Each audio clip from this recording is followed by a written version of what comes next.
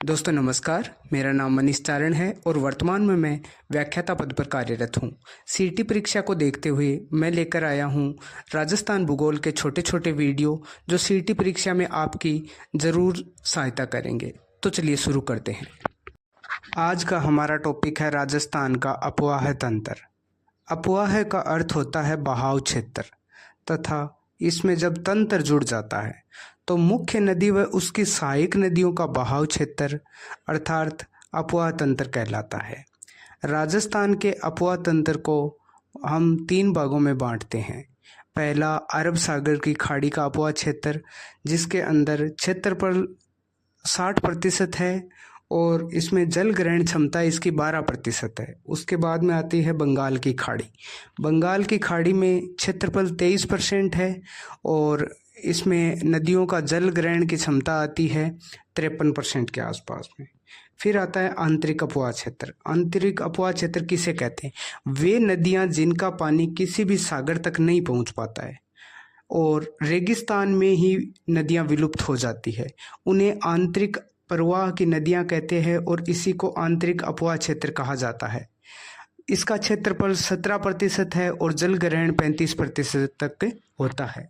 इसी क्रम में सबसे पहले हम बात करते हैं अरब सागरीय अपवाह तंत्र के बारे में और इसमें गिरने वाली सबसे लंबी व बड़ी नदी लूणी नदी के बारे में। इस नदी का उद्गम अजमेर के नागपाड़ से होता है तथा ये कच्छ के रन में जाके विलुप्त हो जाती है।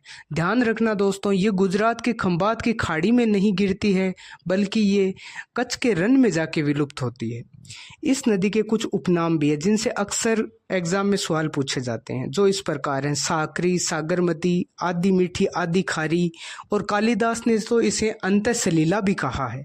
नागपाड़ से निकलने वाली धारा को सागरमती नाम दिया जाता है जिसमें एक धारा पुष्कर की पहाड़ियों से निकलकर गोविंदगढ़ के समीप मिलती है जिसे सरस्वती नदी नाम दिया गया। इन दोनों के मिलन के बाद इसे लूणी नदी के नाम से पुकारा जाता है और ये जो सरस्वती धारा है इसी से पुष्कर झील का भराव भी होता है। लूणी नदी का बहाव क्षेत्र अधिक वर्षा से कम वर्षा की ओर है। जैसा कि आप देख सकते हो, अरावली में अधिक वर्षा होती है तथा जो हम रेगिस्तान की तरफ बढ़ते जाते हैं वर्षा की मात्रा में कमी देखी जा सकती है। यह नदी नागपाड़ से निकलती है। इसमें कुछ इसकी सहायक नदियां भी आगे जाके बनती है जिनमें बांडी, लीलड़ी, मीठड़ी, सूकड़ी, जवाई या खारी, सागी, मीतरी और जोजड़ी। जोजड़ी एकमात्र नदी है जो इस नदी में दाईं ओर से मिलती है, बाकी सारी नदियां बाईं ओर से मिलती है। इस नदी का पानी बालोतरा के बाद में खारा हो जाता है और इसके पीछे दोस्तों एक कारण भी है। वहां पे नमक युक्त चट्टानें, नमक से भरी हुई चट्टानें हैं, इसी वजह से वहां का पानी खारा हो जाता है। अब बात करते हैं लूणी नदी की बाईं ओर की सहायक नदियों के बारे में। सबसे पहले बांडी नदी। बांडी नदी का उद्गम बाली तहसील पाली से होता है और इसके किनारे महाराजा उम्मेद मिल पाली में स्थित है। इस मिल में रंगाई छपाई उद्योग के कारण बांडी और लूणी दोनों नदियों का जल प्रदूषित हो रहा है। इस नदी की सहायक नदियां गुहिया जो कि ब्यावर से चलती हुई पाली में आकर इसमें मिल जाती है। इसमें कुछ नदियां और भी है जिनका आपको सिर्फ नाम याद रखना जरूरी है, जैसे लीलड़ी, मीठड़ी, सूकड़ी। सूकड़ी नदी में एक बात आप याद रखना कि इसमें बांकली बांध जालौर में बना हुआ, इस बांध के बारे में कई बार पूछा गया है। इसके बाद में जवाई नदी। जवाई नदी के बारे में भी आपको, यह पश्चिमी राजस्थान का सबसे लंबा बांध, इसी पे जवाई बांध सुमेरपुर पाली में स्थित है जिसे मारवाड़ का अमृत सरोवर भी कहा जाता है। इसकी सहायक नदी एक नदी है जो खारी है, खारी नदी। ये शेरगांव की पहाड़ियाँ सिरोही से निकलती है और शाइला के अंदर जवाई के अंदर आके मिल जाती है। इसके बाद सागी और मित्री, इन दोनों के आपको सिर्फ नाम ही याद रखने जरूरी है। फिर बात करते हैं अपन लूणी नदी की। लूणी नदी के दाएं तट से मिलने वाली सहायक नदियों के बारे में। इसमें दोस्तों सिर्फ अब हमने पहले भी बात की है कि इसमें एक ही नदी है जिसका नाम है जोजड़ी नदी। ये पोंडलू गांव नागौर से निकलती है और एकमात्र नदी है जो कि अरावली से नहीं निकलती है।